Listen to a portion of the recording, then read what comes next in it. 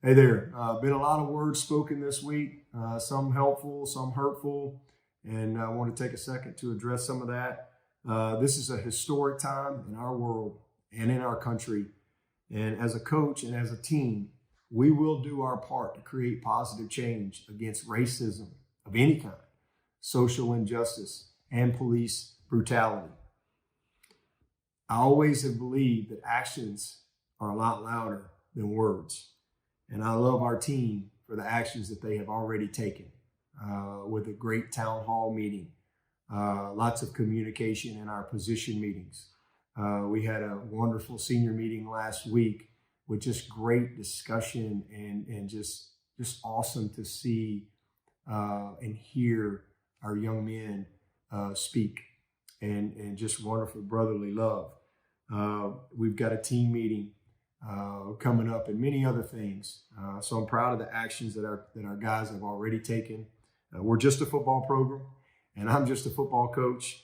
But Clemson has been a leader on and off the field for the past decade, and we will continue to be a leader and a light for many. We are a unified football team, and we will work to unify others by how we serve, by how we play the game, and by how we do our jobs as a staff. We have always had great leadership within our program. And man, this team is no different. It has been incredible to see this brilliant group of young people lead right now. And I'm so proud of them. This group of leaders on this team, they are ready to lead the way in being a part of the solution for this country. And I stand with my players. And I will help them any way I can to unify people and help create positive change. I want to address a couple of the issues that were talked about this week. First of all, I would say anybody who has been in our program, they know that there's two words I don't want to hear. There's a lot of them I don't want to hear, but there's two in particular that I will absolutely call you out on. One is the N-word and the other one is GD. I would fire a coach immediately if he called a player an N-word. No questions asked. That did not happen. Absolutely did not happen. It has not happened. A story broke this week, and the story was not in context. But what happened was I didn't know anything about it. It was a coach and his player, Coach Spearman and DJ off doing a drill in a part of the field. Wasn't in front of the whole team or anything like that. And Coach Spearman was correcting DJ. He didn't do the right thing. And I think DJ or another player was talking to DJ, or DJ was yelling at the player. And DJ, just kind of, said something he probably shouldn't have said. And he said, I blocked the wrong effing N-word. And Coach Spearman, thought he was saying it to him, and he's mad, and he reacted, and he basically, in correcting him, repeated the phrase. And he said, we don't say we blocked the wrong effing N-word. And he repeated it. And he shouldn't have done that. There's no excuse for even saying that. It doesn't matter what the context is. But there is a big difference. He did not call someone an N-word. And so, again, I didn't know anything about it. Things happen. There's a lot of things I don't allow in our program. But when things happen, we deal with them. And sometimes it's in private. Sometimes it's public. This particular case, the player came to me in private, and we handled it in private. And I think it's important to know because every case is different. But this particular player, DJ, I've known him his entire life. Coach Spearman's known him his entire life. But he brought this to me in private, told me what happened. I met with Coach Spearman. He was profusely apologetic, and he told me exactly the same thing. Also consulted with Coach McCorvey on it, and we moved on. Coach Spearman apologized, and we moved on.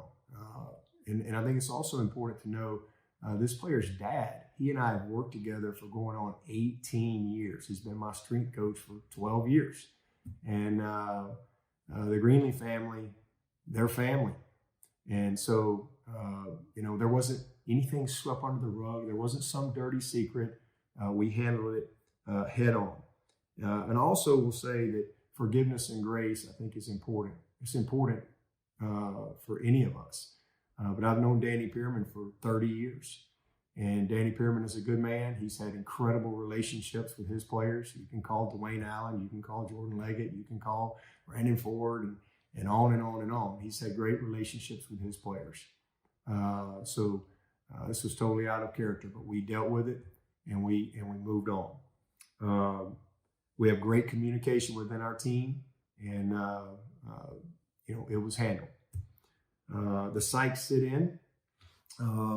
We had players participate in the psych sit-in, and I would never tell someone that they could not go participate in something they believe in or exercise just their basic right. I would never do that. But as a coach, our job is to teach, to educate, to protect, to inform, and consulted with the staff. And I stood in front of the team, and the only thing I said to the team was, if you're going to participate, make sure you know what you're signing up for. Make sure you know what the agenda and the message is, the fine print, if you will, because you're not going to be Johnny Joe the student and go over there and just blend in. If you go over and you participate, you need to be prepared to be on the news and on ESPN and so forth because of who you are. So just make sure that it's something that you really know what you're getting involved in. That was the only thing I said. The music, I was actually hiring Mike Reed, who is my now DB coach and has been since 2012, and was touring around, and we were down there by the locker room, and there was really music blaring, and literally every other word was an N-word, and it was disappointing, and I was embarrassed, especially with Coach Reed walking him around. And so we had a team meeting. And what was said this week is absolutely false. In fact, the player who was playing the music, he called me this week saying, "Coach, this is crazy. This is an absolute lie." And I said, "I know." But anyway, I stood before the team, and as I always do, I said, "Guys, I don't want to hear that word." And I'm trying to walk a coach around, and I'm hearing, the N word over and over and over. Never did I repeat that word.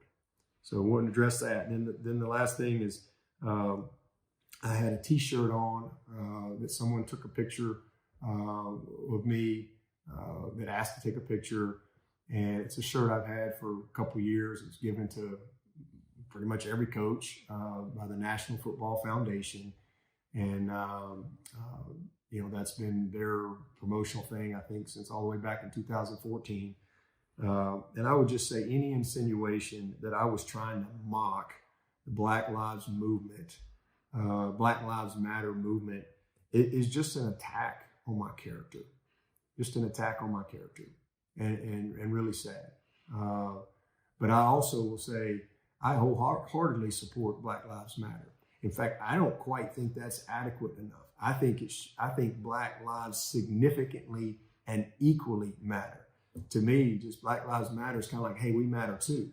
I think Black lives significantly and equally matter. All right? God loves us all. None of us are better than anybody else. It doesn't matter what the color of our skin is, where we're born, any of that stuff. All right? In the eyes of God, we are all equal. We're all first team. We're all 5 stars. We all got an eternal contract. And that is what I believe. And again, actions are much louder than any words that I could say. And I will tell you, I've always loved my players. I'm tough on them, but I love them deeply. And this past week, it has hurt. It has been hurtful to see the pain in my players, to hear it in their voices. I know they're hurting and they have pain for what's going on in this country, in this world. And it's also hurtful to see our program be attacked. But I know, and what I've lived my life by is God never says oops. God just says ops. And we have opportunity to grow, to learn, to listen, to get better, and to get stronger. And that's what we'll do. For 31 years, I've been in college football. 31 years. I've been coaching since 1993. And man, I've had some great young men that I've had the privilege of coaching. Young men that have gone on to be doctors, lawyers, CEOs, preachers, policemen, secret servicemen, coaches, bunch of coaches out there, a bunch of coaches on my staff that played for me.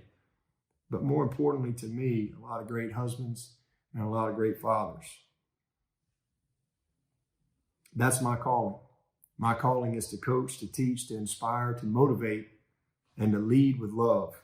I'm going to continue to do that. And I hope that my life has been my action. I'm not a politician. I'm not an elected official, thank goodness. But I do know, all right, that I have been able to play a part in helping to create generational change for many young black men that the good Lord has entrusted me with. I've been able to support them and help them create the change in the life that they wanted. When I got this job in 2008, the very first thing I did was hire Jeff Davis. I was interim October 13th, and on October 14th, I hired a guy named Jeff Davis. He was my neighbor. He's a great man. And I told Jeff, I said, Jeff, I want to create a player relations program. I don't want to, anybody that's going to be coaching football, I want you to help me coach life. I want to equip these young men with the tools they need for life. I want to teach them personal growth and social development and life skills and career development and all these things. And man, Jeff Davis, when we started together, he's been with me every step of the way. And he created Paul Journey from that. And it's unbelievable. Now we have 5 people, and that's all they do every day is serve our players and help create generational change through what we do here with this game of football. The next thing I did when I got the job, December 1 of 2008, is I hired one of the greatest men I've ever known, and that's Woody McCorvey. Woody McCorvey is not just a great black man. He's one of the greatest men in this country. And I told Coach McCorvey, I said, Coach, here's what I'm looking to do as a program, and I want you to come alongside me. Coach McCorvey's been a father and a mentor for me for 30 years. He was my coach at Alabama. Then I was a GA for him. And then I was his receivers coach when he was the offensive coordinator. And I wanted him to come alongside of me and help me build a model program in college football. And that's what we've been able to do, a program that truly loves, serves, and cares for its players. We've created a family atmosphere. We've created a program that has great communication, great trust and respect. Everyone knows what our common purpose is, and we have a genuine appreciation for each other, whether it be the bus drivers, the people that clean the building, the walk-on player, whoever it is. We have worked really hard to establish that type of program, and we will continue to do that. We have layers of communication from our staff meetings to our senior leadership meetings to the Swinney Huddle, the Swinney Council, the Paul Journey ambassadors, our accountability teams. We have lots of communication, and we will continue to communicate and continue to get better. So we have much more work to do, but we have taken a lot of action over the past decade to help create change for our players and our community, and we will continue to do that. As I said earlier, this is a historic time, and the time for change is now in so many areas that have affected our black players and their families for many, many years. And again, we're just a football program, but we will do our part to create great change in this world. God bless you.